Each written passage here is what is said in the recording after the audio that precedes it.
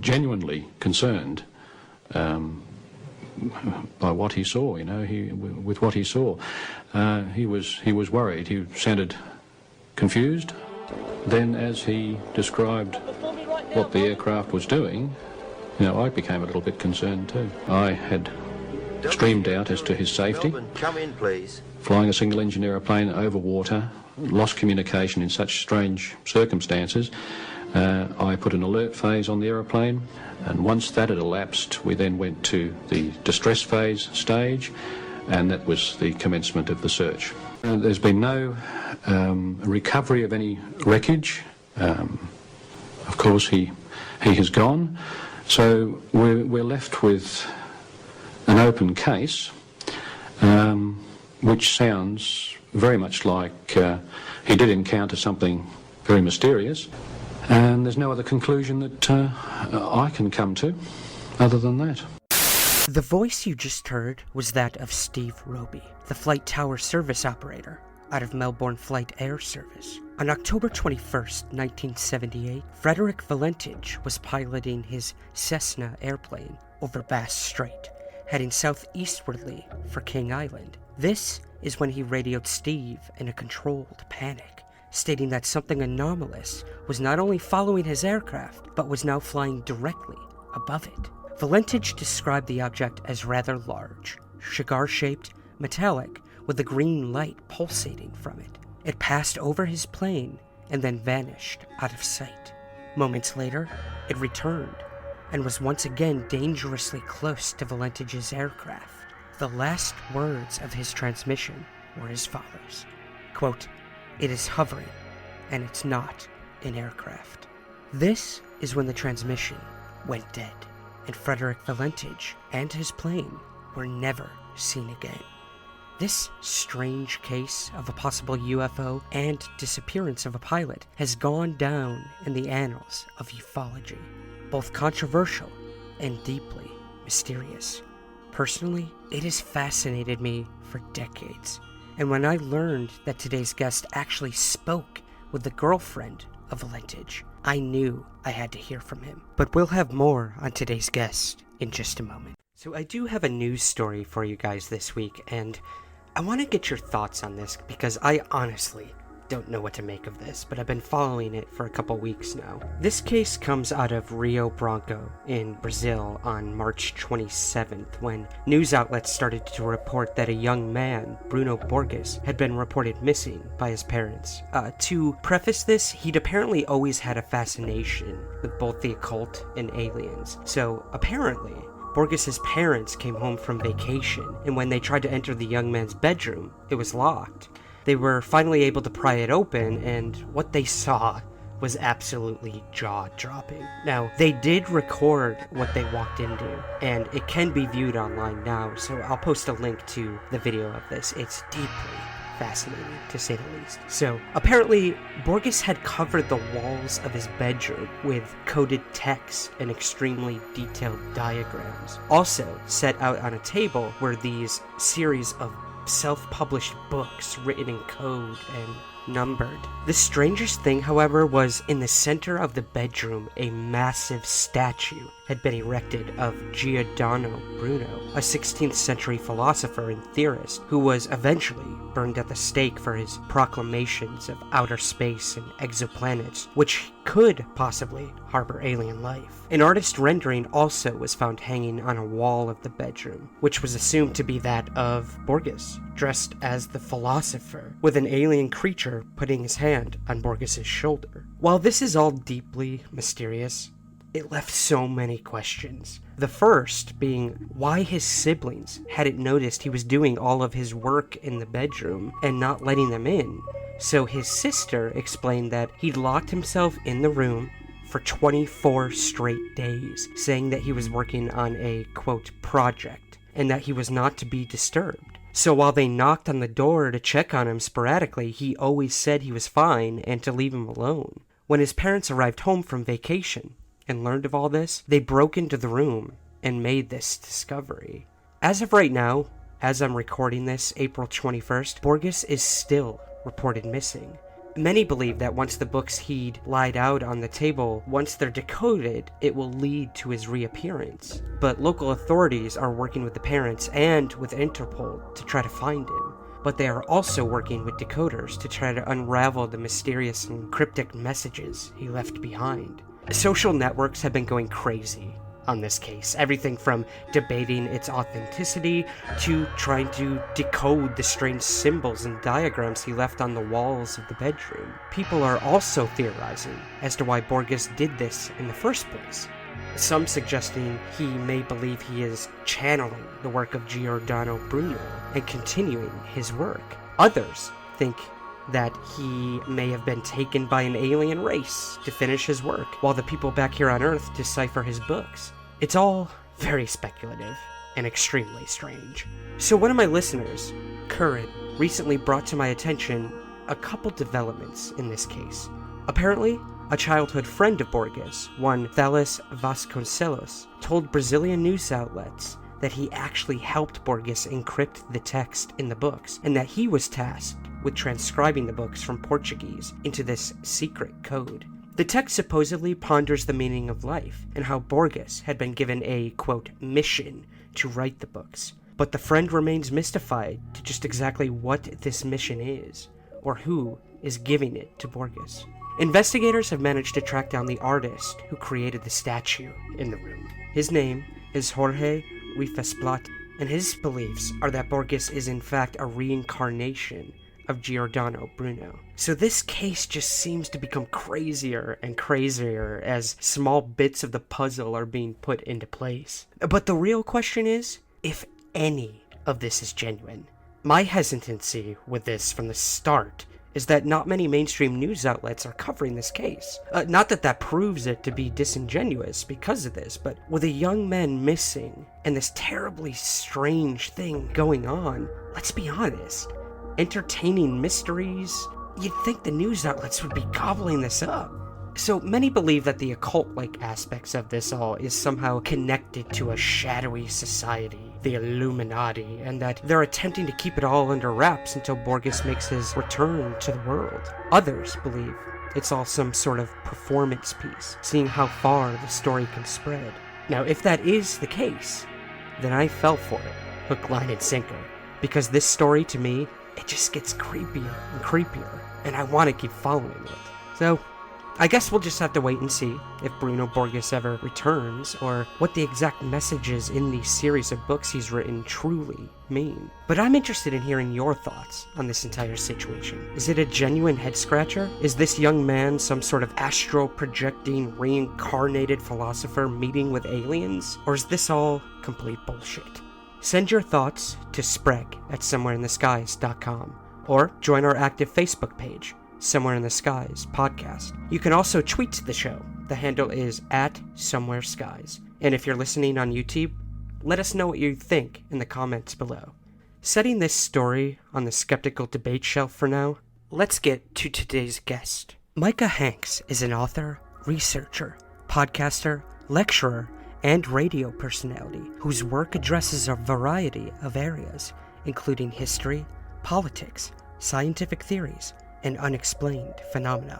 He is the author of several books, including The Ghost Rockets, Magic, Mysticism, and the Molecule, and the UFO Singularity.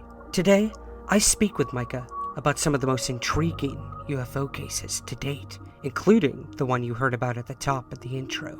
We also speak about the work of perhaps one of the lesser known, but most influential individuals to apply science to the study of UFOs. We even touch on Micah's approach, completely reshaping and reinterpreting the classification system of UFO reports. So, without further ado, let's get to the interview with Micah Hanks. Let's do this shit. Leroy Jenkins. Oh man, what a great way to start it. Guys, I'm here with Micah Hanks, my good buddy, researcher. And Micah, a lot of people might not know this, but you actually wrote the foreword to my book, Somewhere in the Skies. So I thought it was very appropriate to have you on as one of my first guests on this endeavor that I'm embarking on. So, brother, thank you so much for coming on today. Oh, well, it's my pleasure, of course. And it was also a pleasure to be able to write that forward, for your first book. I've done a lot of forwards for different people, but you've always been a special guy since the very first time you reached out. And we actually had that opportunity, although I regret terribly missing your lecture this year at the UFO Congress. I wasn't able to get out there as I had planned to initially. I was trying to get the entire Graylian team out there, and it just didn't come together. But that said, you and I had gotten to hang out at a previous Congress a few years back, and then subsequently, during a travel to New York, was able to meet up with you and Peter Robbins, and I talk about in that forward, of course, for those who haven't read it, and you should, but don't just read the forward, read the entire book because Ryan wrote the rest. But, I talked about, traipsing around New York and having hot chocolate with you and Peter Robbins, although I hope you don't mind me bringing this up, but there is a bone I have to pick with myself here because, I mentioned that, and I had referred to Pete seeing JFK at one point in his early life, and I think, it may have been misconstrued as though Peter had met John F. Kennedy, when in fact, he described very, vividly for you and I that day, standing there and meeting eye to eye with him, but he didn't meet JFK. So I just wanted to kind of clarify that because, I've had a few people ask about that. Peter Robbins met JFK. Well, he is someone who has had a very sincere appreciation for JFK and has collected a lot of memorabilia about him. And so that was a very, poignant experience for him because that occurred, of course, a short time before the assassination, probably within a matter of months. I think he was campaigning at the time. But yeah, Peter described for you and I standing there as a youth, and he said that JFK would work a crowd with his eyes. And it was something that as a politician he was extremely good at, and that he locked eyes with JFK. So it wasn't maybe exactly a meeting, but I think that my wording may have misconstrued it as that. So just for clarification, and of course, with due reverence to our good pal Peter, great guy. Oh, thanks, man. Well, you know what?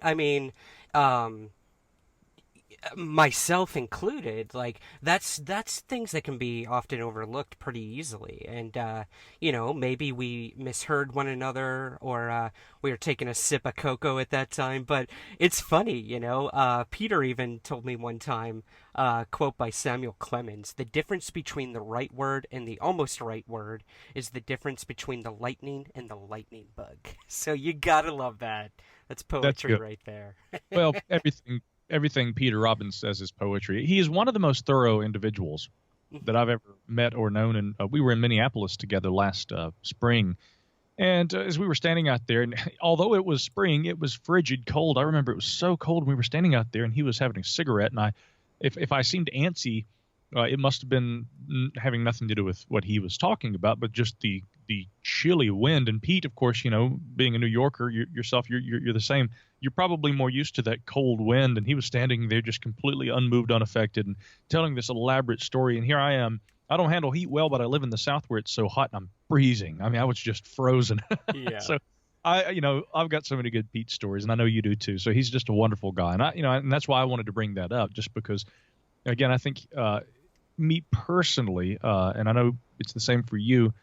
I kind of look to him as one of the most well-rounded and knowledgeable scholars on the UFO phenomena, having spent a lot of time going through newspaper archives and having, again, really tried to understand the meaning of words and the way that words convey, or what words convey about the UFO subject. He has talked about tracing the giggle factor. You've heard him talk about that, right? Absolutely. I've even accompanied him a few times at the New York Public Library, where we've gone through the microfiche and the newspaper articles. And Peter is the kind of guy where a library is the sanctuary rather than the internet. And I think there's something to be said for that. There are things we're going to find, in the annals of the bookshelves that we won't find in the piles and piles of garbage on the internet. So, like yourself, I do find Peter as my mentor, in specific, and just a wealth of information. Absolutely. Yeah. Yeah. And again, just one of the most thorough guys. I read a review of one of his lectures by a skeptic, and it was a very mean review because the guy was talking about how boring the UFO subject was in observing Peter talk about it. I'm thinking you're missing the point, though, because I love it when people who are of a skeptical ilk complain when somebody is thorough if they're going to look at facts and history about something, or if a scientist, for instance, comes out like Brian Sykes and says, I think we should actually apply some science to the study of something like Bigfoot. There's a recent DNA study that's been announced. I don't think it's been conducted, but they plan to sample water from different parts of the famous Loch Ness in Scotland to see if there is any biological residuum that we might be able to attribute to an unknown species. And again, it's interesting. There are people of a skeptical ilk. I would call them more doubters or debunkers, or perhaps, as Sharon Hill has called them, denialists. These kinds of individuals, they don't want to see science being conducted or thorough research with certain subjects because their mind has already been made up. And so the very thing that a serious, hardened denialist would criticize someone like Peter for is what makes him such a good researcher. It's what makes him so strong. It's what makes him so revered in the community, and what makes him such a powerful individual, because, again, his mind is like a steel trap, and his attention for details, I'll never understand how anyone could look at that and say that's not a good thing. It's the best thing, and he's the best at it.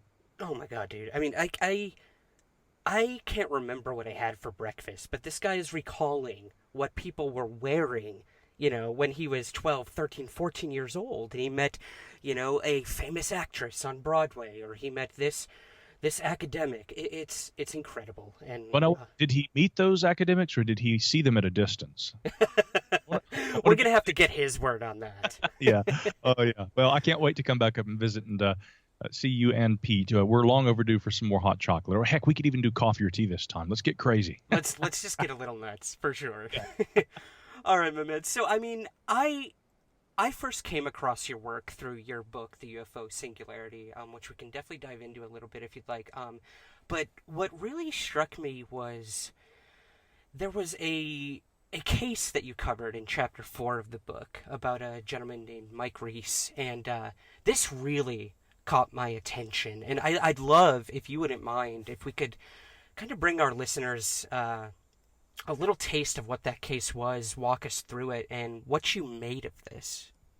Well, yeah. And in fact, I'm still in touch with Mike, and I regret that on St. Patrick's Day, which last St. Patty's Day, you'll recall, of course, on your other fine podcast, I was celebrating with you and your co-hosts.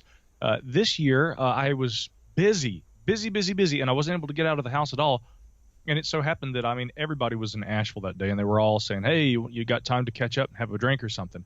So I didn't get to meet with Mike, but he happened to be in town, and I need to get back with him and let him know we're long overdue. Because he and I are still in touch, and how we met was, like yourself, he actually found me through the podcast, not the book. Okay. And he ended up in that book, though, the very book that you mentioned. Mike, he reached out and he said, I love your podcast, The Grayling Report, and I have been listening for a while, and he said, I haven't talked about this in years, but I thought you might be the right kind of guy to tell about a UFO experience if you'd like to hear about it. And I said, yeah, sure. And he said he had all but forgotten about this and never talked about it anymore because this experience was just so surreal. But he was not the only witness, and there were a lot of interesting elements of corroboration. So getting down to the nuts and bolts, so to speak, I'll just preface this by saying that 1973 is when this occurred.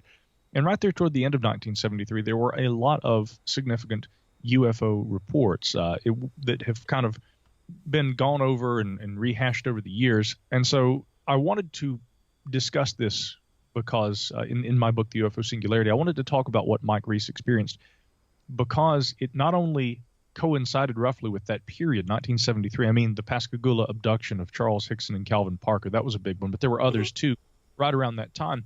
It was not only timely, but it was a case that was, I think, as interesting as any of those, and yet had never been discussed because, as we often see, and you talk about this kind of thing a lot in your book, Ryan, a lot of people, when they've seen these kind of things, they second guess themselves. They are worried what people will think about what they have to say, and they don't come forward and talk about it. Right. So Mike hadn't talked about this and asked, could I come to you and discuss what I saw back in 73? Would you be interested? I said, sure. And I thought he was going to talk about a light in the sky. And boy, it was anything but just a light in the sky, although the case began that way. It was probably in late November 1973. He couldn't remember the exact night, but we tried to to work all that out. And I traveled with him to the location where he saw this, which was Locust Grove, just outside of Atlanta, Georgia. But he actually, I think, lived in an area called Forest Park and was en route from Atlanta back to Forest Park and passing through this area, Locust Grove. And there's what's known as the Bill Gardner Highway that you can get onto, and then you get back on the interstate and everything. And he had been driving north on Highway 2342. And again, it was probably after midnight, and he sees, again, a bright white light off in the distance, which he said he would have thought it was a helicopter, but he couldn't place it. He said there was just something about it that wasn't quite right. Something seemed off about the movement of the object. It's sort of like if you're out at night and if you can spot celestial bodies, like, for instance, first we'll say a star further out, you're going to notice what's called scintillation, a twinkling, and this is what causes the twinkling effect of the stars. Whereas our own solar bodies here within our solar system, the actual planetary bodies, most prevalent usually are going to be Venus or Jupiter or Saturn. They're not going to have that kind of scintillation. They're closer. They're actual planets. They're reflecting sunlight, and they're, in terms of proximity, much closer. So he said that the appearance of the light you might liken to scintillation or something, but there was also this kind of an awkward, almost aberrant kind of movement. And as he's watching this thing move through the air, he misses his turn intentionally and starts heading in the direction of the light. And so his wife and his sister and their children, I think he said his firstborn and also his sister's two little children, very small, and I don't think they would have remembered this, they were in the vehicle. And so altogether there were 3 adult observers who were awake and who were aware at this time. As his wife had been in the front passenger seat with him, his sister in the back seat, and they were all saying, "Mike, what are you doing? You just missed your train." He says, "Well, I want to see what this was. Something about that light wasn't quite right." As he's getting closer, and again, keep in mind, I met him here in North Carolina, and we drove all the way down to Atlanta, and we went and we retraced these steps. So as I am driving up the highway with him, he points to the same little row of trees, and sure enough, the same power substation on the left side of the road headed north is still there. And he said, as we were coming, you got to keep in mind it's late at night, so the bright light of whatever this object was, it had stopped moving. It was now hovering roughly over the area where this power substation directly ahead of us was. And we're able to see the light beaming through the trees, but we can't make out anything yet.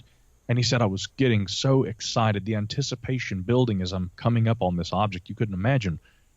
And then as he gets close enough to this thing, lo and behold, he pulls up, he swerves off the side of the road. We parked exactly where he presumes, again, decades ago, that he had actually pulled up off the road, and he leaps out of the car because directly over this power substation, he is able to see and this is interesting, okay? A lot of UFO cases involve amorphous objects. A lot of them involve triangles.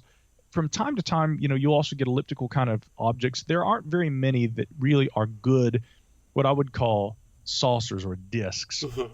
And the reason I point that out is because, again, although J. Allan Hynek first instituted that terminology back in the he may have used it as early as the 1950s, but really the 1960s is when it began, kind of became canon, so to speak, to ufology. The daylight disk designation referred to a range of different objects of different appearance, not just disks. And the whole thing of flying saucer was in reference to the mode of transportation or the movement, the locomotion of the objects observed by Kenneth Arnold, not the actual description of their shape initially. Right. That's a whole different thing we could get into later, but it's important to point that out here because what Mike Reese saw was a distinctly disc-shaped object, and it was hovering. He said that there were lights all around the perimeter that were going in a sequence of red, green, blue, like that, and that he was able to observe this thing hovering for several minutes. Now, he said, I swerve over, park the car, and I jump out and I see this thing. And he said, I was so excited. And I asked him, I said, what did you do? Did you just stand there and look? He said, I jumped up and down. I was waving my arms trying to get its attention. And he said, I just wanted to know who was on board that thing. And what's really interesting about Mike's interpretation, I try to be very careful about leading the witness. And I said, who did you think was on board? He said, I don't know, scientist or something like that. I said, where do you think they were from? And he says, I don't know. They could have been from out there. But he said something about this object, being able to see it and not just hear about this kind of a thing. He said his father was always interested in the unusual and that he had things like Fate magazine laying around when he was a kid.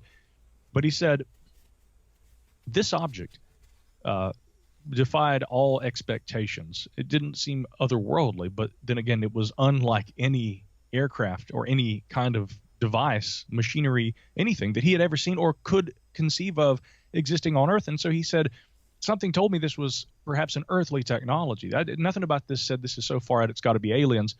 But then again, I mean, that was me jumping up and down looking at this thing, not reading about it in a magazine. Now, his wife and his sister were terrified, and they were screaming at him, get back in the car. They were so frightened.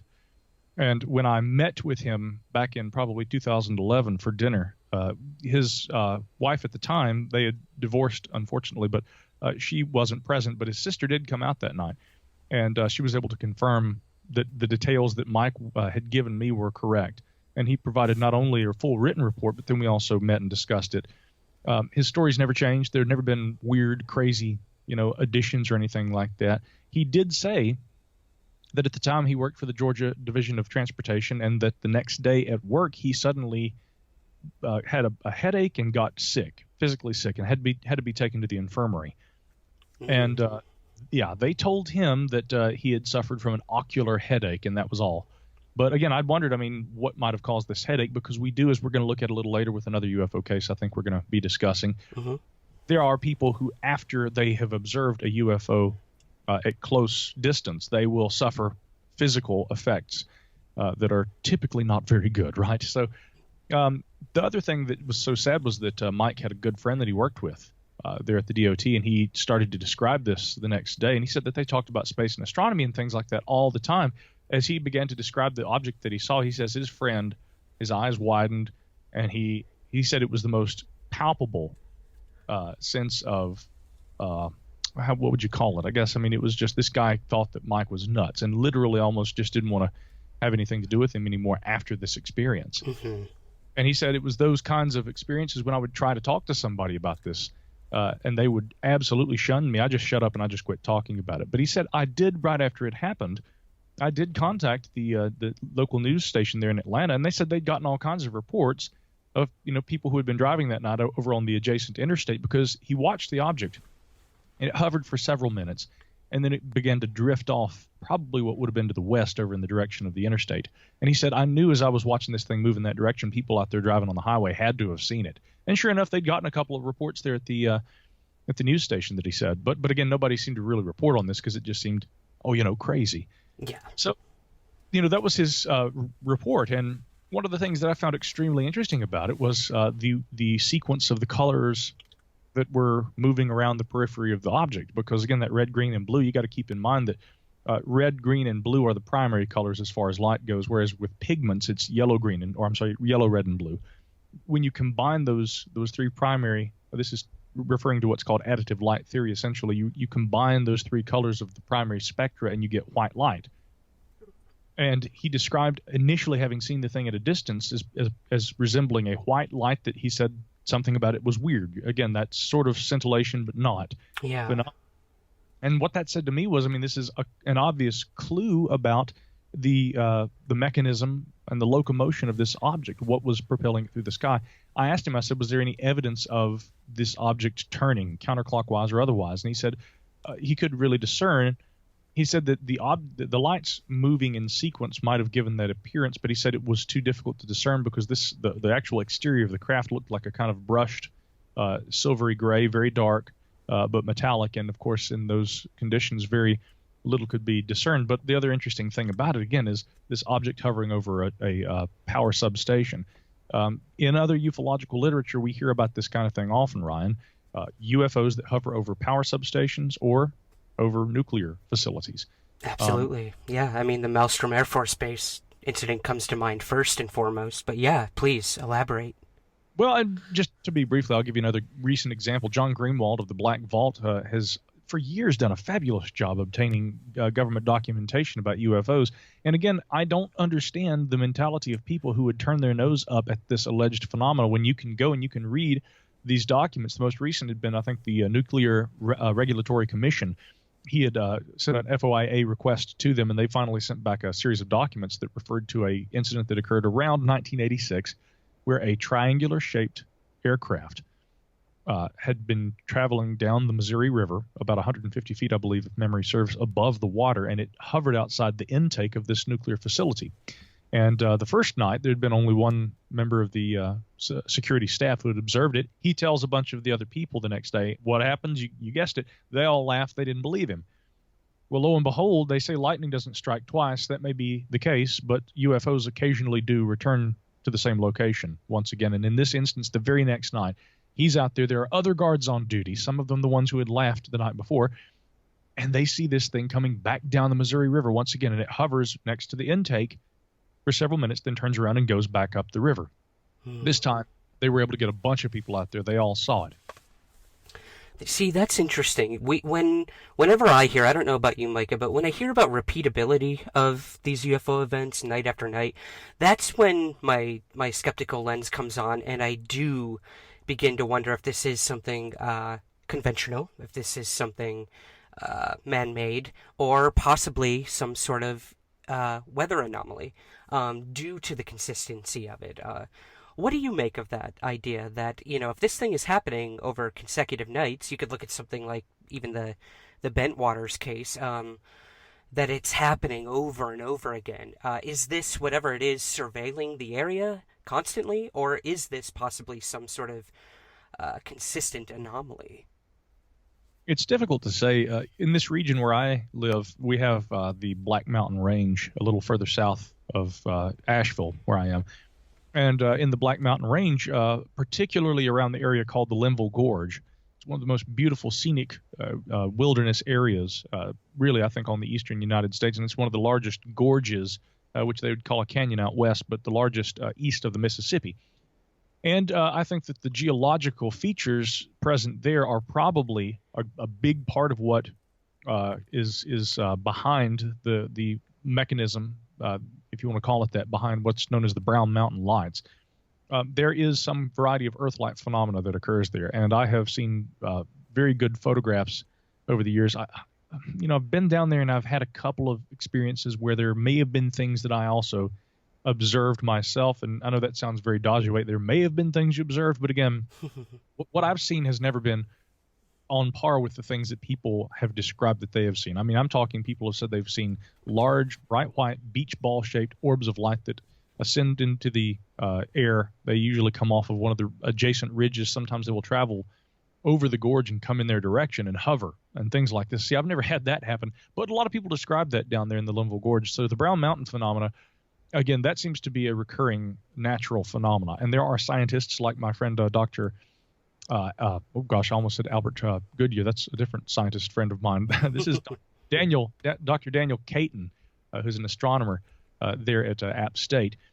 He's, again, a very skeptically minded person who has admitted that he got into a point of cynicism about Brown Mountain because he spent so many years not seeing anything until last year when they had a pair of remote web cameras that were positioned on different ridges, which allowed them to observe the Brown Mountain, the primary Brown Mountain Ridge, for which the phenomena is named, although, again, I've said it shows up in different parts of the gorge. But he was able to actually obtain two different pieces of footage that show up an apparent transient light phenomena over that ridge from different angles. And this has really excited him because it seems, although that it's like something kind of similar to ball lightning, that there is, again, this unique repeatability about that region. So, yeah, it does seem to happen, and I again would think that rather than being something that's an aircraft or something, a technology, that a lot of this stuff is indeed probably more likely to be a variety of natural earthly phenomena. But then you have something like Bentwaters, which really that case is so crazy, and you've spent a lot of time looking into that, and so has Peter Robbins, a lot of people. Again, that's a politically difficult one to discuss right now because there's so many different opinions. But I'll say this, because again, all I'm really trying to express there's so much about Rendlesham that there's too much to get into right now. But again, the fact that there was something that occurred over several consecutive nights, that was interesting. But that didn't sound to me like it was in likelihood some kind of Earth-like phenomena or something along those lines. What was described did seem to be something that was more, it appeared technological in origin, but it was extremely exotic in its manner. So, Yeah, make of it what you will, I guess. We'll definitely have a special show just dedicated to Rendlesham. Might have you on for that. Well, I kind of want to go back, and for those listeners who aren't familiar, they can they can definitely read more about Mike's experience in your book, The UFO Singularity. Great book, one of the first I read on the topic, got me interested in your work. But what I want to sort of touch on is that physiological aspect, Micah, of how a UFO event can physically alter people. And one of my favorite cases is the Cash Landrum case, 1980. And I know that you have some pretty interesting, not determinations, but theories on what we might have been dealing with in terms of this case. Could you maybe give us a brief recap of what this case was and what you possibly believe it could have been? Yeah, it's very difficult to kind of come to a determination, because as with a lot of these UFO cases, there was for years the assertion that we had all kinds of physical proof. There had been burns and scorch marks and things on the road there near Dayton, Texas, where this incident occurred. Again, a unique historical footnote is that this Cash Landrum incident did occur, right around the same time as the Rendlesham Forest incident. Mm-hmm. It was literally right there around that same time, within just a couple of days. So that's an interesting thing to me, because as we saw with the Mike Reese experience, that coincided with a little flurry of what I consider to be fairly good quality UFO incidents that occurred there in the latter part of 1973. We had the same kind of thing happening at the latter part of 1980. And I don't mean to say that means that there's a connection to be made between what happened at Rendlesham Forest and what was observed by Betty Cash and Vicki Landrum. But again, that is interesting that these two happened around the same time. Their experience was December 29th, 1980. Betty Cash had been driving her car. It was an Oldsmobile Cutlass, and joining her in that vehicle had been Vicki Landrum, and then her grandson, who was 7 years old at the time, Colby. Colby has appeared on a number of UFO programs and has been interviewed because Betty and Vicki, of course, have since passed away. And Betty had suffered from the onset of cancer in her life. And whether or not we can directly attribute that to what unfolded that night in 1980, we don't know. But again, the narrative goes like this, that they were driving along this road, which was on its way into Dayton, Texas, which is where they lived. And they'd been going out to try and have dinner, I think, and then they were going to play bingo. But it was right around the Christmas holidays there, between Christmas and New Year, which is significant about this case. Because not only was that the reason that the bingo places weren't open, but this also is the problem that we have with trying to understand a military component as it relates to this case. They're driving along it shortly after 9 o'clock. The road there that they were traveling winds a good bit. And the important thing also to remember is that they're kind of like the Mike Reese case. Again, there were trees that probably coniferous forest that lined both sides of the road. And they, at some point, see through the trees in the distance ahead of them a light. And this light had been at about treetop level. And as they get up closer to it, this thing is hovering essentially over the road, and they're able to pull up, and they actually stop the car. Betty Cash decides to get out of the vehicle. Now, there are descriptions of this object that describe it as being diamond shaped, okay? But the initial descriptions don't seem to necessarily explicitly say that this thing was diamond shaped. They merely say that it was a bright light hovering over the road, and that if anything, the light was so bright that it didn't allow for a clear discernment of the shape. But Colby, again, 7 years old at the time, had said that he believed that the thing appeared to be diamond shaped. And later you begin to see that the descriptions given by Cash and Landrum begin to kind of match that description, that it seems to have originated with Colby. Yeah. Interesting. Yeah, I did not know that. Well, yeah, and see, that's an important point, I think, that we got to bring to mind here, because as a matter of fact, there's a really good not podcast, but website that I'd like to make reference to. The website is blueblurrylines.com, okay? And that website, although it focuses primarily on the Cash Landrum situation, I don't think that that's the only case that it deals with. And the researcher, of course, who does that website, Kurt Collins, I've interviewed him before. He's one of the most well-rounded researchers, and has, even to a much greater degree than I have, has looked into the Cash Landrum incident. So people should definitely check out blueblurrylines.com and read some of Kurt Collins' research. Great stuff. Mm-hmm. And the most recent post, by the way, was made on March 31st of this year. So it's well kept website, and it's also up to date. So that said, it was Kurt Collins who had brought to my attention the fact that these early descriptions of the object that was seen there over the highway, and then the later description of this kind of a triangular shaped or rather a diamond shaped craft, they don't necessarily jive. That's a common feature among a lot of these UFO cases. Again, Kenneth Arnold initially described objects that their locomotion reminded him of like a disc skipping across the water, a saucer or a stone if you flipped it and skipped it across the water. And so the press started calling these things flying saucers. Lo and behold. And then within a few months, and I'm not trying to say this to, again, take away from what Arnold saw, because I believe he probably did see something, several somethings, in fact. But after a few months, he began to also say that the objects may have been disc-shaped also, but at least one of them appeared to have kind of a flying wing appearance. So he kind of updated his memory. And I think that with the Cash Landrum incident, that may have happened also. But so again, coming back to the night of the incident, we have this light hovering over the highway. We can at very least agree to say that there was definitely something producing illumination. Betty got out of the car. She stood and she watched it for a number of minutes. When she tried to get back into the vehicle, she said that the metal handle of the door burned her hand, and she had to use the part of her coat to be able to open it. And she said that despite the fact that it was late December, and even as far south as in Texas, it can get chilly down there, especially at night in December. But she said that the heat produced by this thing was enough such that she could have stood out there. I mean, it was hot. She said it felt like a hot, humid summer day. That's how much heat was being produced. She tries to get back into the vehicle, and they observe as the object begins to kind of move away and toward the forest, what appear to be several Chinook helicopters that kind of it gives the impression, the way that the circumstances were described, that they were escorting the object out of the area.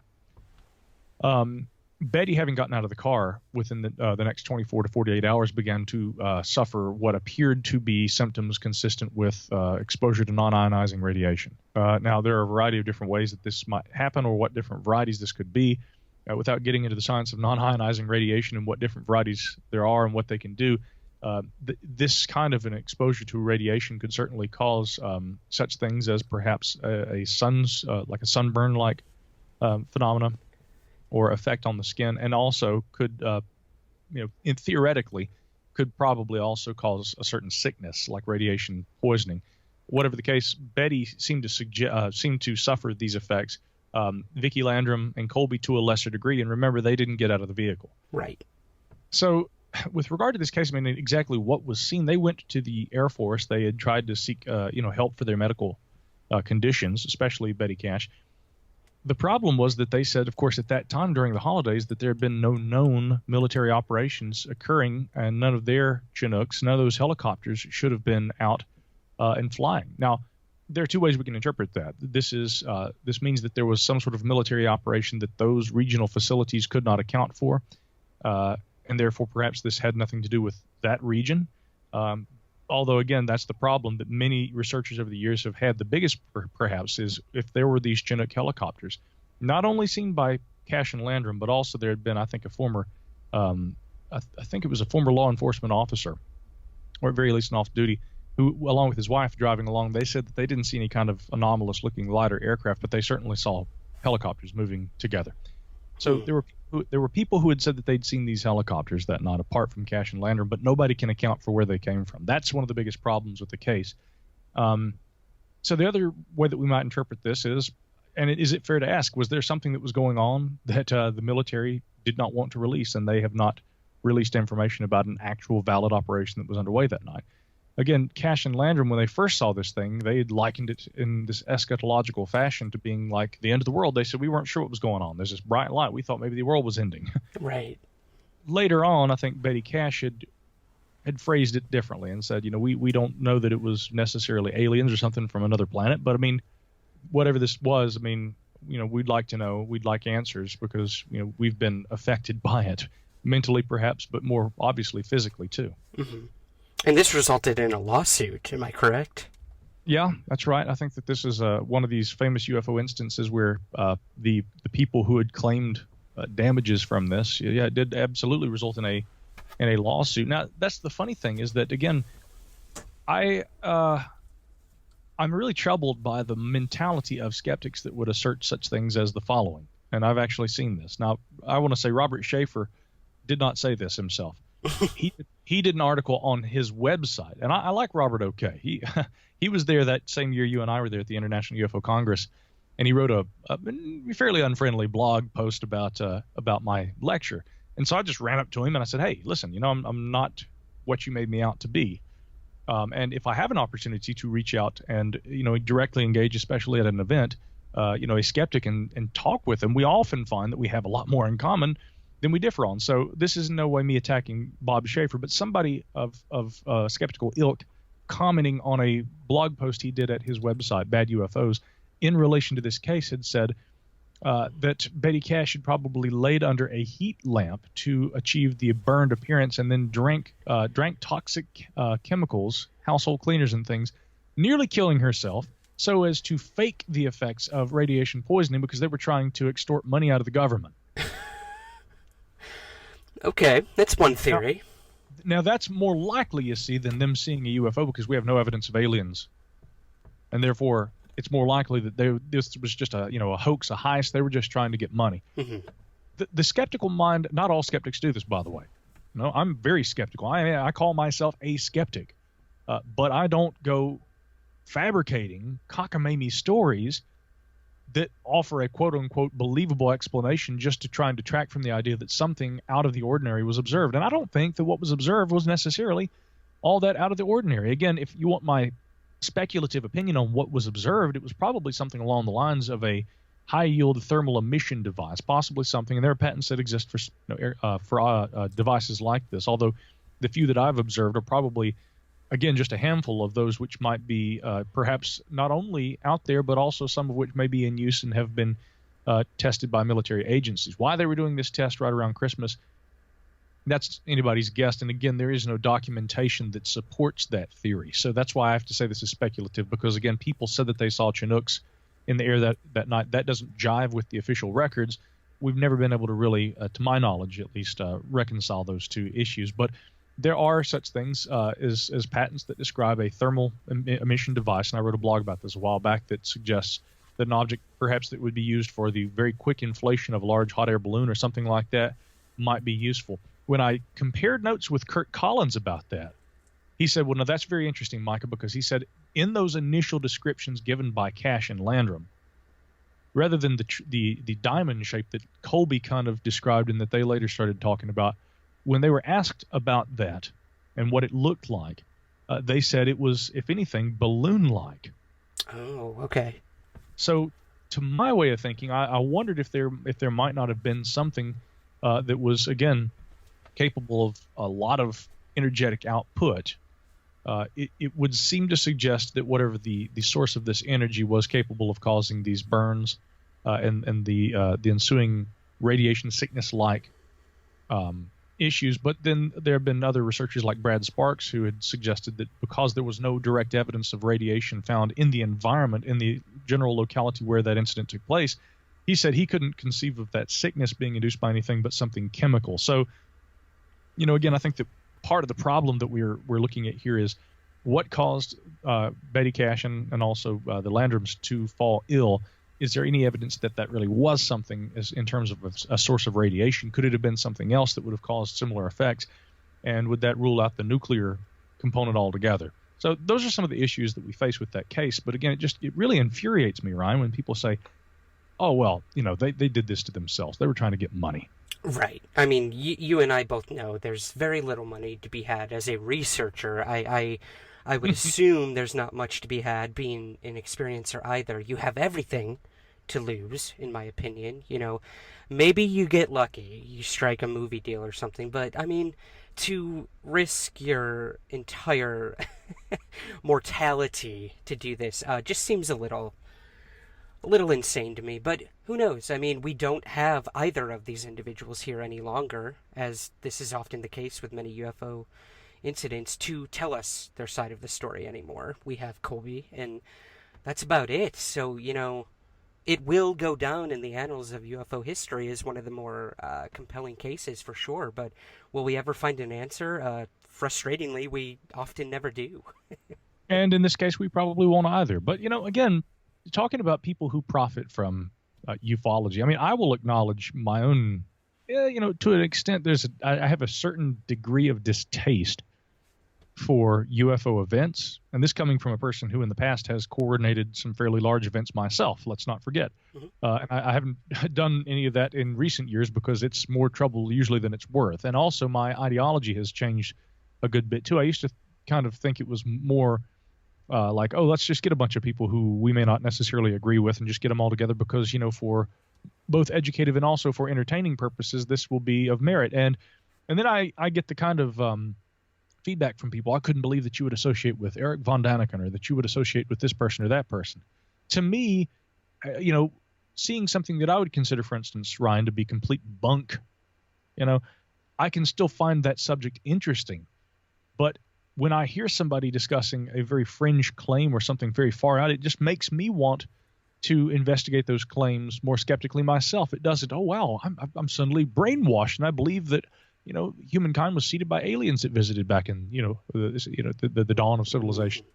Whatever the case, again, I think it's fine to have an interest in things that you may not also believe in because culturally those things nonetheless are significant. Now, that said, there are issues I definitely have with like the industry, we'll say, of ufology, okay? Let's put on a great big event. Let's sell a bunch of books. Let's sell a bunch of DVDs. Let's make a lot of money. But then again, having been on that side of things, you don't usually make a lot of money. And what do people go to these events for? Well, they're interested in the subject. Is it wrong or should people be disallowed to have an interest in this subject just because some people are naysayers and think that there's nothing to ufology? I think when you really break it down on those terms, you start seeing how absurd it is, the efforts to try and discredit people. Like, for instance, and there's a great example, Travis Walton. Travis Walton has sold books. He does speaking engagements. He's often paid for them. But if you sit down and you talk to that guy, he is just as interested in this stuff as you or I. He's extremely approachable, very friendly. No, I don't think he's a con man. And like so many people who go to these kind of events, Travis is looking for answers. Philip Klass, of course, was convinced that, well, Travis was just trying to make money. Everybody, in his view, was just trying to make money. Let's see how we can pull the wool over people's eyes and win the National Enquirer, $5,000 UFO championship or whatever. I mean, I don't think that every person who says that they see something unusual is just making stuff up for money. And like you correctly said, there are far better ways to become, not only famous or to make money, but to make lots more money than faking a UFO incident. Absolutely. And I'm glad you brought that up, man, because, yes, there are so many people who come to these events to have conversations, to have debate, or to solidify their own beliefs. And while this can be, detrimental at times, it can also be revelatory for some individuals. But what I think a good thing you brought up is that the skeptical side of it. We often look at skeptics as the enemy. And the further I've gotten into this topic, as I'm sure you have, the more I realize that skepticism is not only essential, it's healthy, and it actually helps your research. I mean, if we were just constantly going down rabbit holes of, witness testimony and, the more religious side of just belief, where is that going to get us? So I'm very happy to hear you bring up the idea of skepticism. And we'll get into that a little bit later in terms of a certain book that you brought to my attention. But there is one more case I can't not talk about, and this is one you and I have talked about, and one I heard about on your podcast actually recently. And that's the case of Frederick Valentich. And I covered this case on a show on the Travel Channel recently, and in doing that, my research came from A, your podcast, B, the glory of the internet, and my New York Public Library here. Could you sort of run us through this extremely compelling case of a pilot who possibly saw something of unearthly origin? Yeah, absolutely. And by the way, congratulations, and glad to hear that you've been talking about this on television because, again, it's a case that's near and dear to my heart. I will warn people, it's important not to allow yourself to become emotionally attached to your work, although often it does happen. And so I kind of think that, you have to be able to use your I liken it to a hard drive that has separate partitions, and each partition can have a different operating system. There is, for instance, my rational, cold, hard, logical mind, and then there is my mind that is open to the spiritual, and those things unseen yet felt in the rarest of instances of the human experience. And I think that, those things don't have to necessarily conflict with each other. And these days, this attitude is simply that, we have to say, black is black and white is white, day is day, night is night. Everything is just so two-dimensional. And I don't think that does justice to the complexity of human thought and experience. Okay, that said, I don't look at the Valentich disappearance as a open and shut black and white kind of UFO case. And I also, this is one of these instances where my own personal connections to individuals directly involved with the case, not the pilot, obviously, because he disappeared, but his girlfriend at the time, who's become a good friend of mine. You have to make that distinction between being a friend and being, caring for someone like that, and then also looking logically at the case. So there's our disclaimer. Frederick Valentich, he had been flying a Cessna 182L over the Bass Strait. It was 21st of October 1978, and as he's flying south, his intended route had been to kind of fly southwest along the coast and then due southeast to King Island.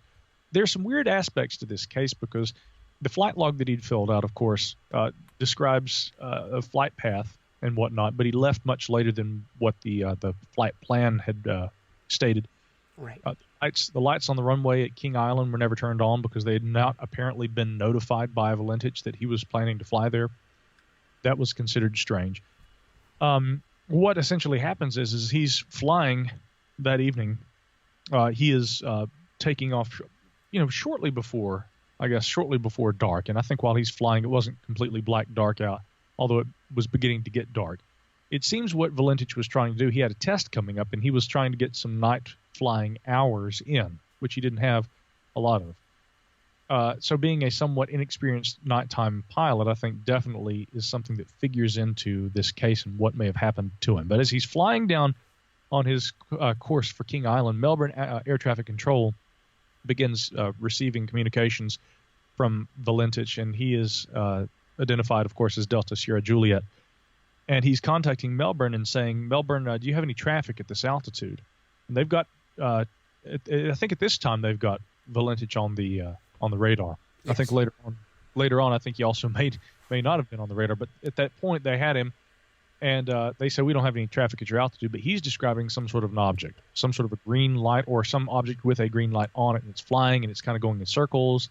And at one point he describes that it is orbiting him and he is orbiting it. In other words, it seemed to be that he was flying in a circle and that this aircraft was kind of, apparently kind of keeping pace with him in this orbiting fashion, which is what led Robert Schaefer to consider whether indeed that orbiting flight movement that he was describing, whether or not he might have actually been going into what's called a death spiral. That's horrific. Mm-hmm. If you think about it. Now, there's a distinct possibility that whatever happened to Valentich that night, involved a crash and that the wreckage was never found. Heck, if a plane like MH370 can vanish and we can't find it after all of the resources and all of the effort in that search, I don't think it would be difficult for a 182L Cessna to do the same. Now, what Valentich begins to describe during this famous dialogue between Melbourne Air Traffic Control and he is this object that kind of takes off and then it comes back, and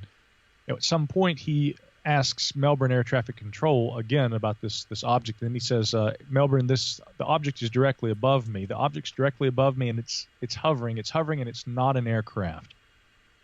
And then this is where it really gets,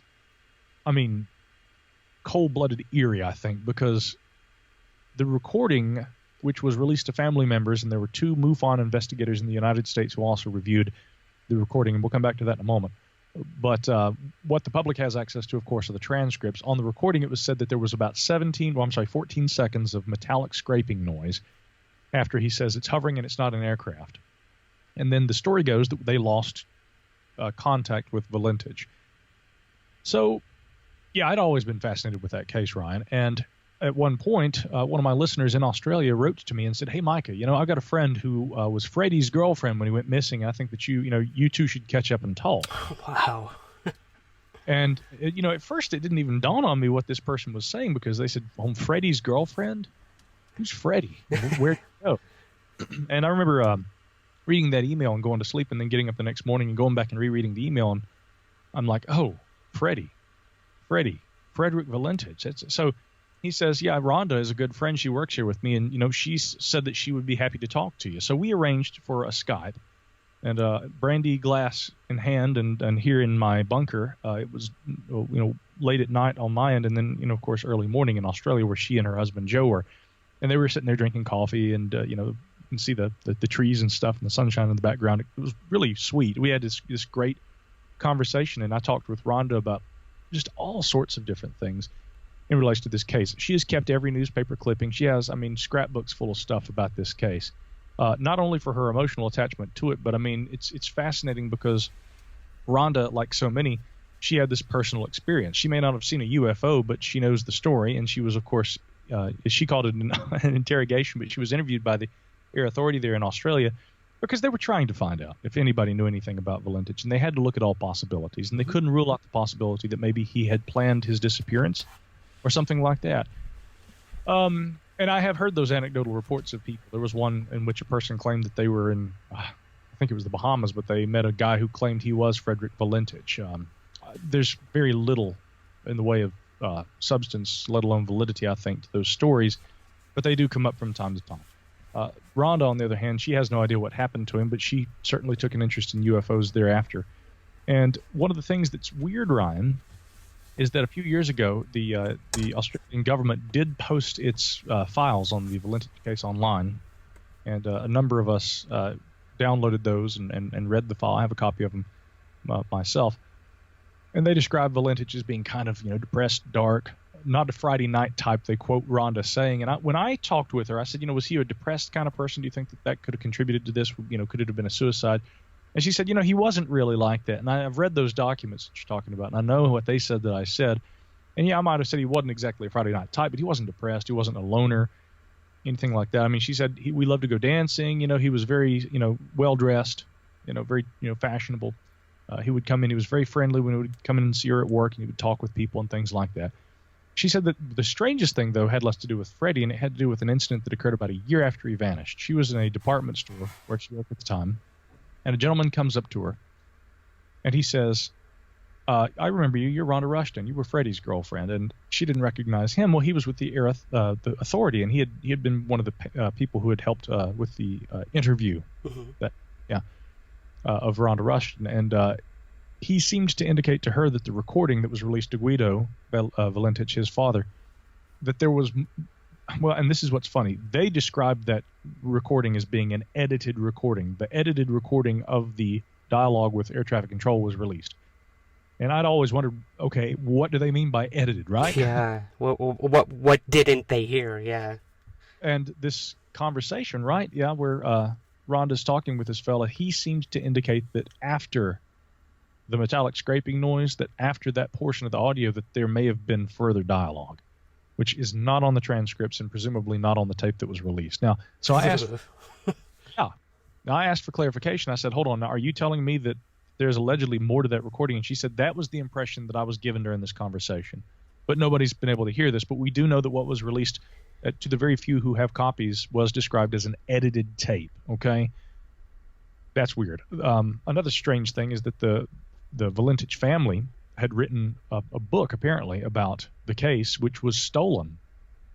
And it was, again, the book that they wrote was just a manuscript that they had in their home, but somebody came into the home and stole the manuscript, stole that. And they never found out who. I asked Rhonda, did she have any idea who it might have been? And she said, well, in likelihood, that was probably, some journalist who wanted to be able to, have a scoop or something like that. So they didn't allege that there was some government conspiracy. But I did think that that was kind of unusual, that the family's own personal account of life after Freddie disappeared was stolen from them and taken and never recovered. Yeah. And the other thing I asked her too is I said, listen, what do you think about, him flying later? And she said, here's the thing. That was our 3-month anniversary. I was supposed to be on the plane with him. She said, I was supposed to be flying with him that night, but I didn't get off work in time. Called my mom and dad, begged them to come get me. They had plans, so they couldn't come get me. We didn't have cell phones back then, so I couldn't call Freddie. The reason he seems to have left late was because he had been waiting on Rhonda. And imagine, had she been with him, she might have vanished too. Mm-hmm. the way that the circumstance worked out, Ryan, I mean, it's just so strange because, again, it was heartbreaking for her because he vanishes and they never find Freddie again, and Rhonda and the family just had to learn to cope with that. But she had initially been planning to be on that flight with him, and she said we were going to fly down and then come back, and we were going to go out to dinner. Which is funny because, again, one of the skeptical theories offered by Philip Glass had been that perhaps he had a girlfriend down there on King Island. Oh, yeah, well, I guess Rhonda was going to go meet the girlfriend, huh? Yeah, right. Well, that also begs the whole question of, him planning some sort of suicide or disappearance, unless he was so depressed and angry that she didn't show up that he just left without her. It sort of shows us that, he wasn't planning on making this trip alone, so... Yeah, it does bring up a lot of questions, for sure. Yeah, I did ask her one other thing, too. I said, Rhonda, did you ever fly with him before that? She said, oh, yeah. I said, how many times? And she said, probably 30. Wow. And I said, yeah. I said, can I ask you a question? I mean, when you were with him in the plane, had he ever done any kind of stunt flying, anything like that? She said, look, I know what you're wondering about.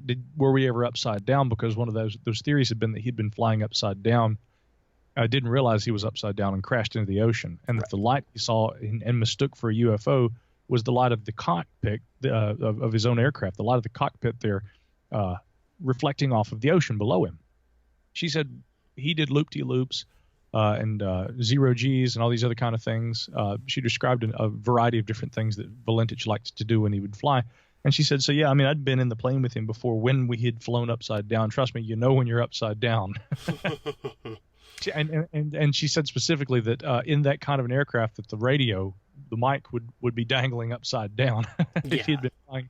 So, the impression I got from her is that, first of all, she was never interviewed by any of these skeptics, and that she has just as many questions as the rest of us. But really, what can we say? He described seeing something strange. She went missing. He and his plane were never found. That's all we could really say about that case. But to try and make all these, again, what I think are absurd speculative theories about the girlfriend or the suicide attempt or all these strange things that he might have been secretly planning, and they never once, the skeptical thinkers who have proposed these theories, they never once went and interviewed Rhonda themselves. And what happens to me, of course, is somebody hears portions of the interview that I did with Rhonda, and they said, Micah, you've gotten too close to this case. You've allowed yourself to get too close to the case because you became friends with one of the witnesses. I said, she is a friend now. But when I interviewed her, I was looking for answers. And I don't think that actually doing what nobody else did and asking her about certain details of that case, I don't think that undermines the integrity of the research. It, if anything, adds to it in ways that people like Philip Glass, they didn't bother to. They just made stuff up. Absolutely. Ironic, isn't it? So ironic.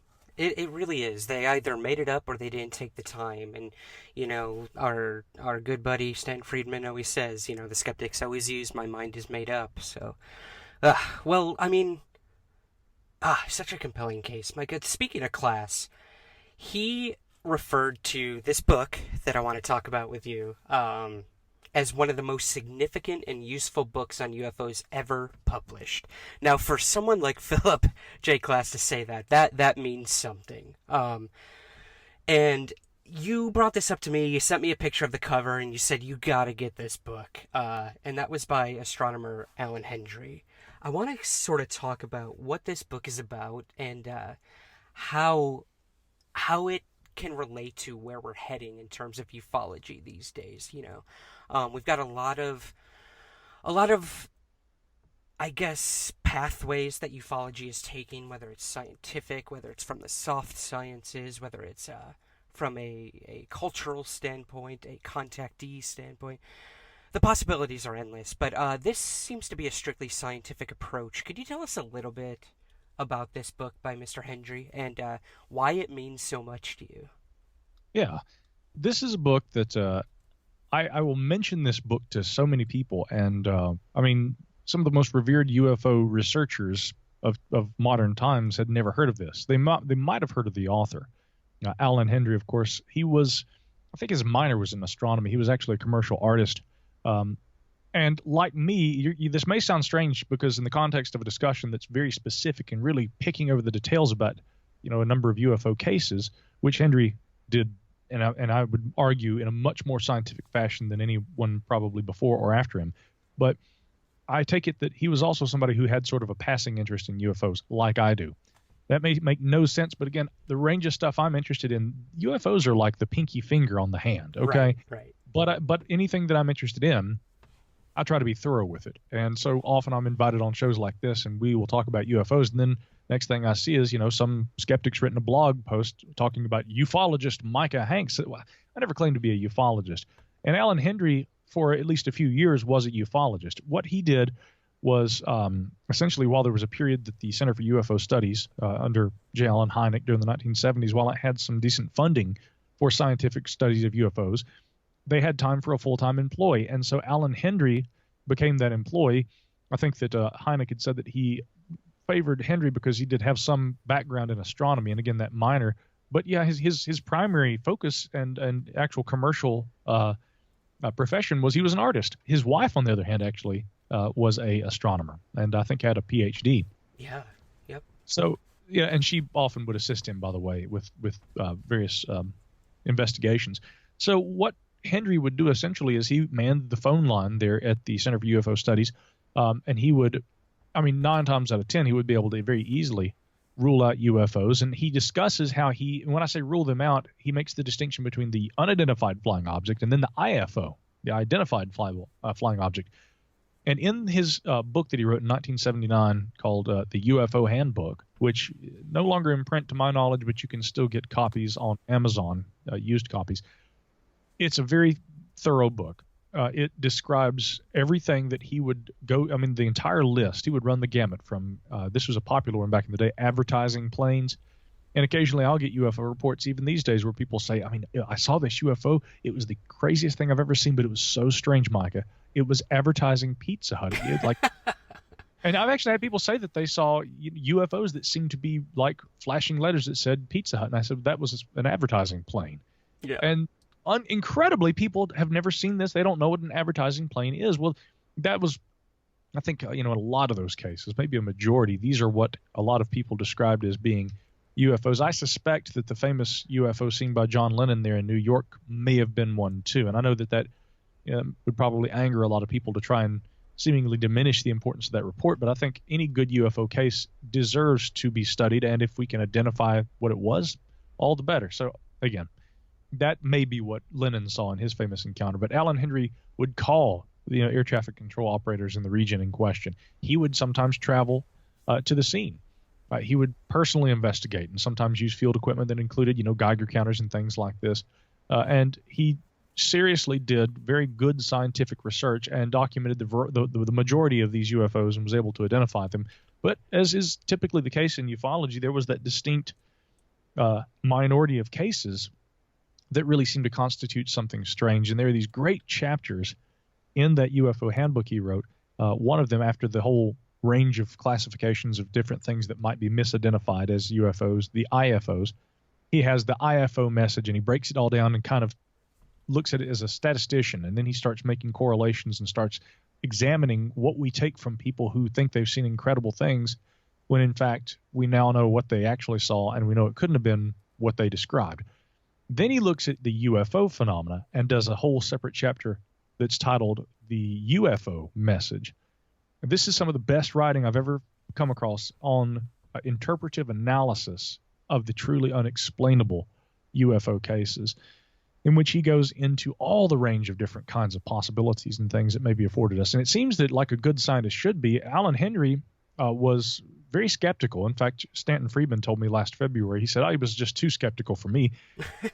But I would say Hendry was also extremely open-minded. He never shut the door on the idea of humanoids and possible non-human entities and things. He described, and he, rather than forming opinions, he collected facts and he reported. And then he tried to interpret, and he tried to use science at all times to do that. And, again, even Philip Klass was able to look at that book and say, wow, this is one of the most important books on this subject that's ever been written. And yet hardly anybody these days seems to even remember who Allan Hendry was, because, again, he worked for the Center for UFO Studies. He did some great research. He got out of it eventually. He's no longer active. I don't know if Hendry's still around. I've thought of trying to see if I could look him up and if he would be willing to even privately just chat, because I know he doesn't appear on podcasts and nobody ever invites him. And here's arguably one of the best UFO researchers of all time, and just completely overlooked. He's got a Wikipedia page at least, but yeah, sadly that's all we usually get when people sort of step out of this field is Wikipedia. But what one of the things that caught me most, Micah, was in an article you talked about Hendry saying something to the effects of, even if sociology is the ultimate explanation of UFO reports, the implications may be just as important. What do you make of that? Does that lend any credence to your approach to studying the UFO phenomenon? Yeah, absolutely does, Ryan. Absolutely. And I'll tell you why, because there have been times throughout history, I think this is a great way to phrase this. There have been times throughout history where we might, whether we see something overt like a UFO, or whether we dream something, or whether we just imagine something, there have been a lot of instances throughout history where we will have an idea, and every idea has an inspiration, whatever that inspiration may be, and then that idea may go on in an abstract way. And I think Hendry probably understood this very well, being an artist. But that inspiration through abstraction leads to creation and even innovation. And as far as UFOs go, I mean, I will be fascinated if belief in the possibility of alien life visiting Earth, and even exotic kinds of aircraft and other modes of transportation, because I mean, it might be debatable, especially based on their on their operation and observed operations, that if any of these extremely anomalous UFO cases that remain unexplained are indeed representative of what people described seeing at the time that this occurred. I mean, it might even be debatable whether these are aircraft. I would say, rather than being aircraft as we know them, these may be objects that move through the air, but not exactly aircraft. That's I think we're dealing with something that could be a lot more complex than the kinds of technologies that we know and that we're used to dealing with and that are familiar with and that we're capable of, understanding and replicating. So that said, let's say that there is no UFO, and let's say that this is something that, through misidentification and all kinds of other things, that a belief system of sorts has been built around. And that maybe as we are becoming a more technologically proficient society, we're moving slowly away from that. Let's say that that's the case, and that, again, there's nothing but that sociological component. But our belief in something that didn't exist has nonetheless had a profound influence on our culture, and may have even influenced varieties of innovation and technologies. And then you get into the realm of some of these, what again some would call government UFOs. If indeed these aircraft have been designed and have been built, and they resemble things that have appeared, in the pulp magazines and the sci-fi mags and the novels and stuff from the 1920s, 30s, and 40s. I mean, it very well may be that, again, we have created our own UFO phenomena, which has its very real anomalous attributes as well as elements of secrecy associated with it. And at some point, it becomes very difficult to say whether there is or is not a phenomena, because however you look at it, it seems to be something that was an observation that out of abstraction has led to whatever reality you want to attribute to it, what we call the UFO reality today. Absolutely, and we know that people like Carl Jung and Jacques Vallée have looked at this as well, the whole post-war anxiety aspect of all this. Is it all something of the mind? And if it is, what can we extrapolate from that? I know in an article touching on Hendry's book that you brought up something that I've never really thought about, and that's that we're searching for answers about what UFOs are, and we're not paying attention to the information we're actually gleaning from the scientific approach, and the discoveries that are being made about what UFOs are not is also interesting and essential. Would you agree with that, if that made any sense? It made perfect sense, and yes, I would. Okay. And, the other thing, too, Ryan, is I don't think, and this is why I wanted to, I think some people may have misunderstood. I'll say that because I think that that's more accurate rather than friendly. The other term I might have used is they might have mistaken. But no, I think some people will probably see my article and they'll say, oh, Micah's just, he's read Hendry's book and now he's just regurgitating what Hendry wrote. Well, actually, if the essay that you're talking about, which, of course, appears in a volume, you've contributed a fine essay as well. And this is Robbie Graham's upcoming anthology, which, having not been released yet, we won't say too much, but UFOs Reframing the Debate. I think it's okay to name that here. And Robbie's a fabulous guy, and We got a lot of other great authors who contributed to this volume. So I wasn't just trying to, take up the reign for Allan Hendry and just carry on in his footsteps because nobody else would. What I was trying to do with this essay, which actually I propose an entirely different classification system for UFOs in this essay. Right. And I also provide my own modern updated list of what you might call potential IFOs, because I think that the important thing about being able to rule out those things which are not what we want to try and determine, which are truly anomalous phenomena. I mean, if that is something to be determined. I mean, I don't think we should enter UFO studies hoping for one thing or another. I mean, it's okay to hope, but if you're going to really be scientific, don't have a preconception and allow that to lead your study. You've got to try and be completely cold, rational, skeptical, and unbiased. Even, again, many scientists, the majority of them these days, have a hard time doing that, and that's why I don't think we've made good progress on UFOs, because people have made up their minds either for or against the subject before they enter the study.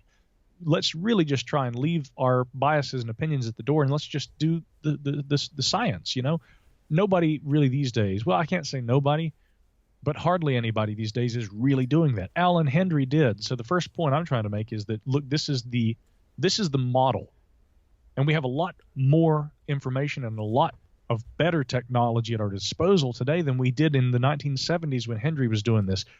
Can we do no better?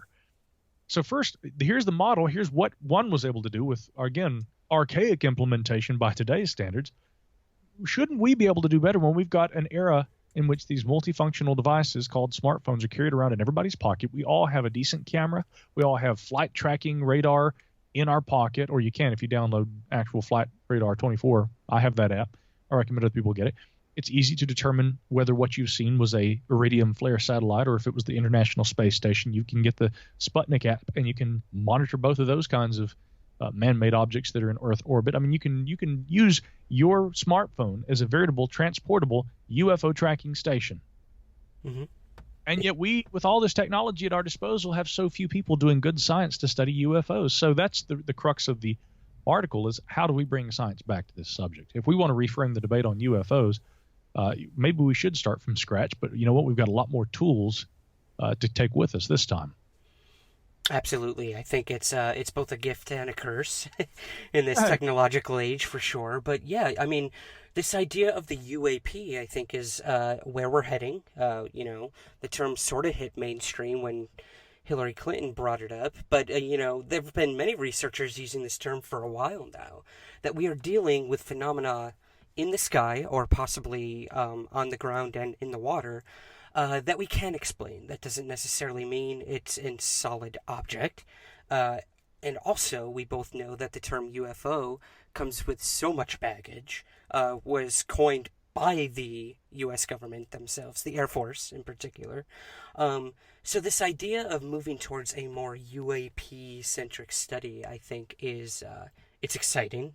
And I was very happy to see you using that term. It's one I'm nervous to use in my own writing and research, but I'm getting there, brother.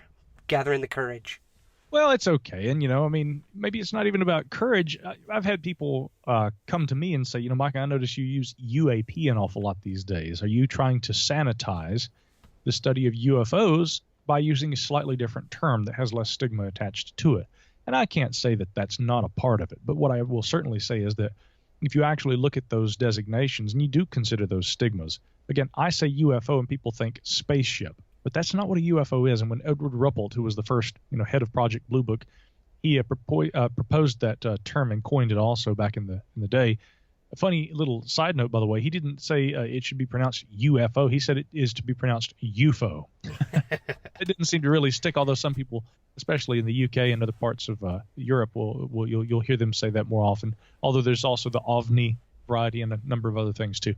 But with regard to the idea of the UFO, I say UFO, and I've had skeptics.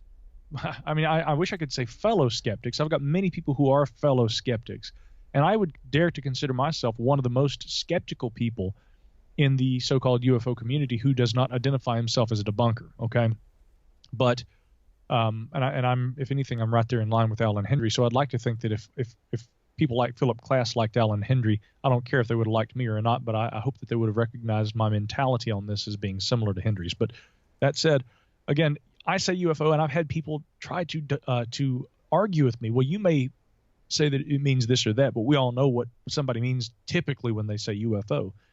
And if I come back and say, but that's not what it was intended to mean, it is intended to mean unidentified flying object, that doesn't matter, because they said, well, we know you meant spaceship.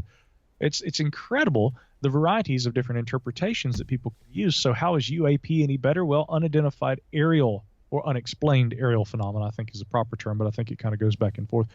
Unexplained aerial phenomena does at least allow for or account for a variety of different things that may not be an object per se. I don't know that you would call ball lightning or some similar weather or meteorological or atmospheric manifestation an object per se.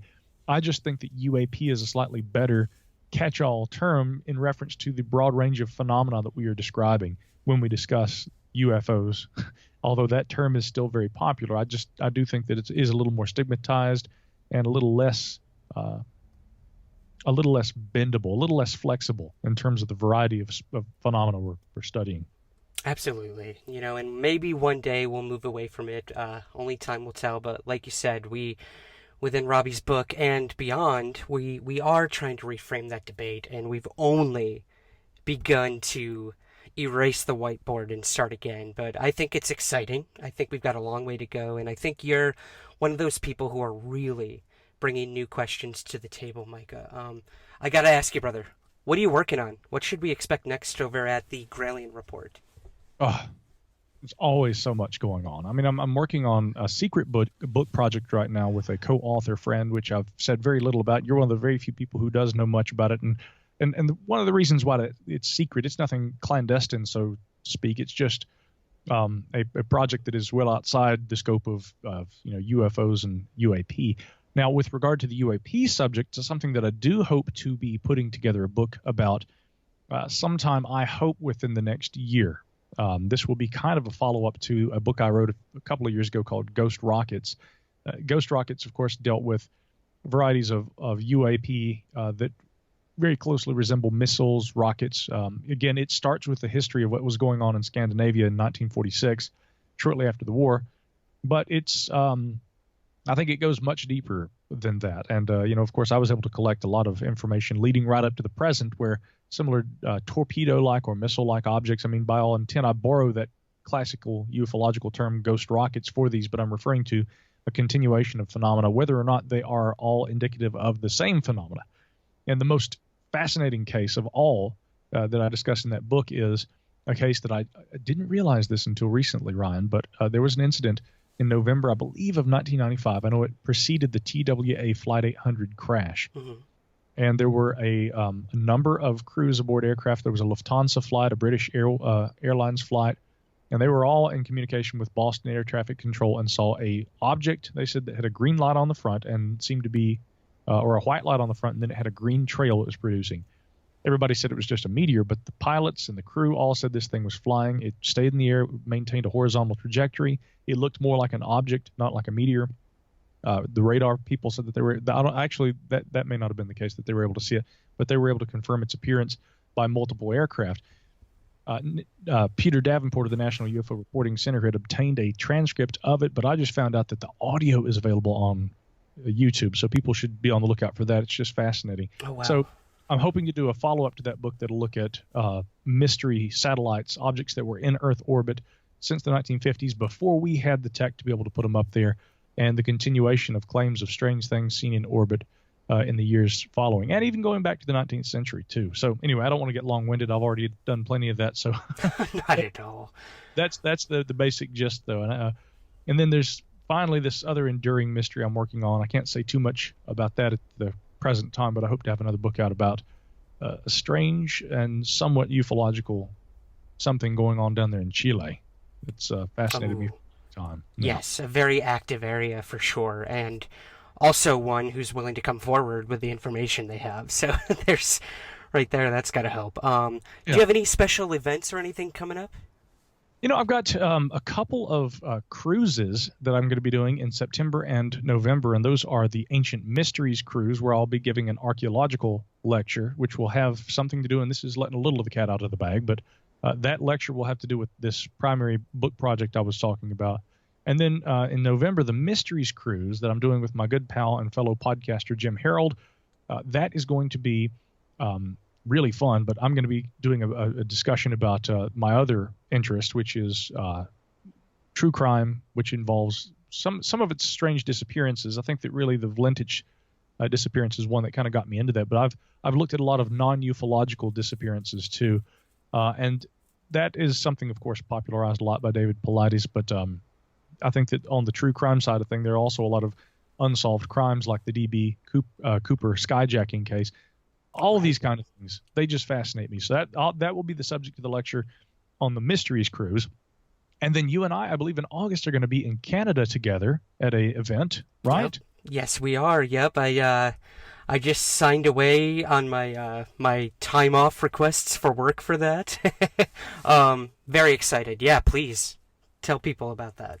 Yeah, well, of course, our good friend Paul Kimball is one of the coordinators who's going to be putting this on. Initially, they'd wanted me to, in the context of whatever I discussed, also kind of talk about Roswell a bit, because Roswell, the 70th anniversary is going on, and they're going to be doing a festival in Roswell that I may or may not be attending.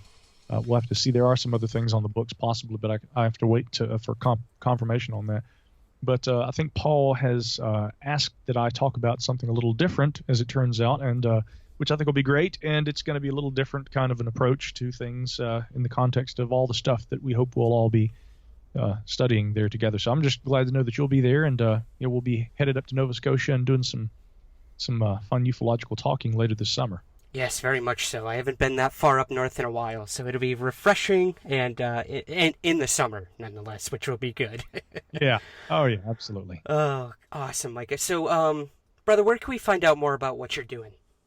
Yeah, I mean, my podcasts, of course, are at Gralien Report. That's GR and the word alien, which is a dual reference to aliens, but also, the search for the Holy Grail, which has always been interesting. That's been a fascination of mine since childhood. So Gralien, word I created. Anyway, so gralienreport.com is the podcast, but if you go to micahhanks.com, you can get information about all the other stuff I'm doing. And I do a news and current events podcast too called Middle Theory, which is at middletheory.com. So you can find all the aforementioned at those three locations, and definitely check out what I'm up to. Awesome. And I am a member of the Gralien X gang, so for those who don't know, Micah also has a subscriber-based show that is definitely worth the price of admission, let me tell you.